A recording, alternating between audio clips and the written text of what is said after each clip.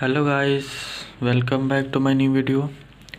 तो आज मतलब कल दो क्लास था, मैथ और फिजिक्स का। मतलब दो क्लास, मतलब मैथ का दो क्लास था और फिजिक्स का एक, फिजिकल केमिस्ट्री का एक क्लास था। फिजिक्स का नहीं, फिजिकल केमिस्ट्री का।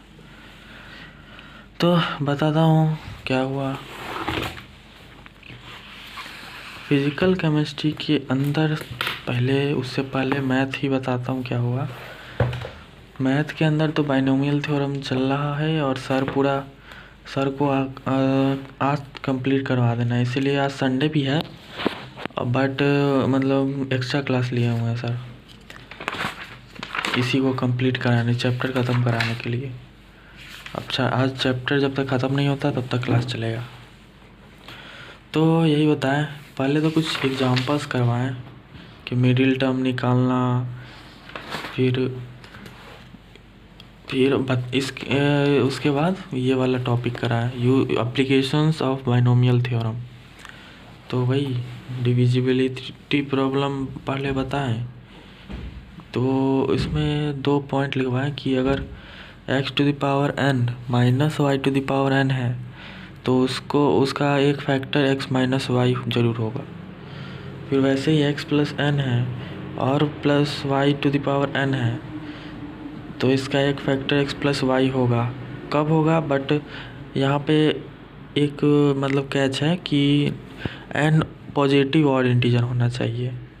इसमें कुछ भी होगा तो चलेगा, मतलब इंटीजर होगा, कोई भी इंटीजर होगा तो चलेगा, लेकिन यहाँ पे पॉजिटिव और इंटीजर ही चाहिए x⁴n प्लस y⁴n वाले में।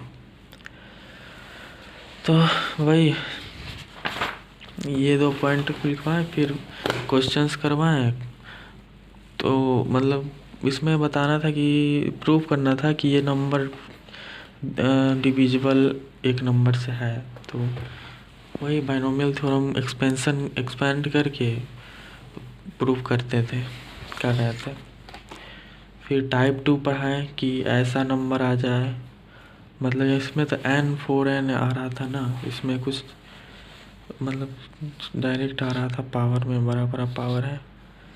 तो इसको भी वैसे ही करवाएं बाइनोमियल थ्योरम की मदद से। फिर रिमाइंडर प्रॉब्लम पढ़ाएं, रिमाइंडर निकालना। तो ये जैसे यहाँ पे है, इसको 2 को हम 3 - 1 टू द पावर इतना लिख सकते हैं बाई 3। तो इसी 3 - 1 टू द पावर 2003 को मतलब एक्सपेंड कर देंगे और यही देखेंगे 3 से डिविजिबल है कितना। तो ये सारा यहाँ तक डिविजिबल है, लास्ट का ये टर्म बच जाता है जो डिविजिबल नहीं हो पाता है। तो यही इसका वैल्यू तो 1 हो जाएगा, तो -1/3 हो गया। तो रिमाइंडर -1 तो हो नहीं सकता, तो उसमें +3 जोड़ देते हैं, जिससे डिवाइड करते हैं ना उसको जोड़ देते हैं, तो 2 आ गया रिमाइंडर। यही था। फिर कुछ होमवर्क्स दिए हैं सर, ये करना है आज।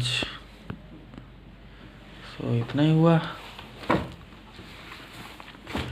फिर फिजिकल केमिस्ट्री में आते हैं। फिजिकल केमिस्ट्री मतलब हम लोग सर आज छुट्टी पे थे, एक सप्ताह से क्लास नहीं हो रहा था, तो आज पढ़ाएं सर।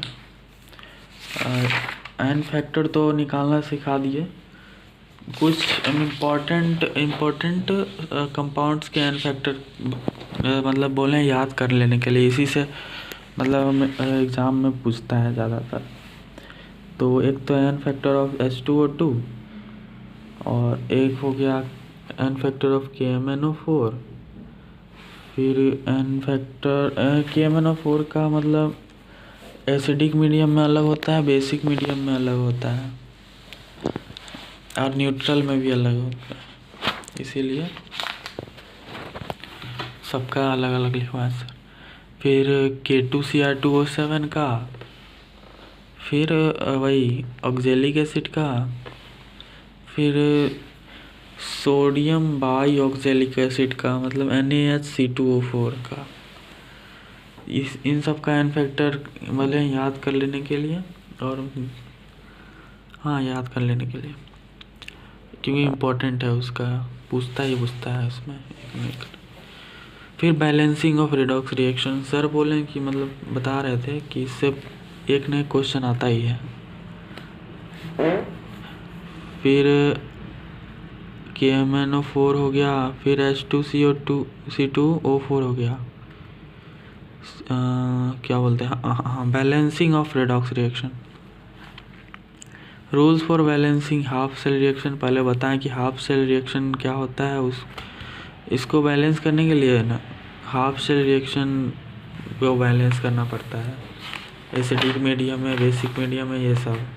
लेकिन ये तो बहुत लंबा पड़ रहा था, इसलिए सर अपना मेथड निकाले हुए हैं, ITUS मेथड। इसकी टोपी उसके सर, मतलब इस पहले इसको देखते हैं।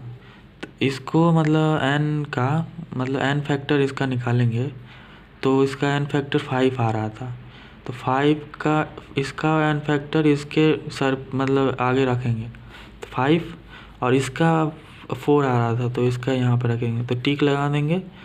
अब हो गया। अब जो बचा हुआ है इधर, इसको मतलब देख के इसको भी सर नाम दिए हुए हैं आँख फारूक मेथड, मतलब देख के इसको भी बैलेंस कर लेंगे खुद से ही। तो यही कुछ एग्जांपल्स करवाएं, फिर लास्ट में बताएं भी डिस्प्रोपोर्शनेट रिएक्शन को कैसे बैलेंस करें। तो वही मतलब आगे तो एक ही कंपाउंड है, तो पीछे से मतलब ITUS लगा देंगे पीछे, मतलब रिएक्टेंट साइड। यही सब करवाएं सर। तो दैट्स ऑल, मिलते हैं, मतलब इतना ही करवाएं। आज भी शायद वीडियो आ सकता है, क्योंकि आज एक्स्ट्रा क्लास लेने वाले हैं सर, और आज टेस्ट भी है मेरा, क्विज टेस्ट होता है मेरा हर संडे। तो वही आज टेस्ट है, देने जाना भी है मेंस का। सो दैट्स ऑल, मिलते हैं कल वाले मतलब आज ही वाले वीडियो में। बाय।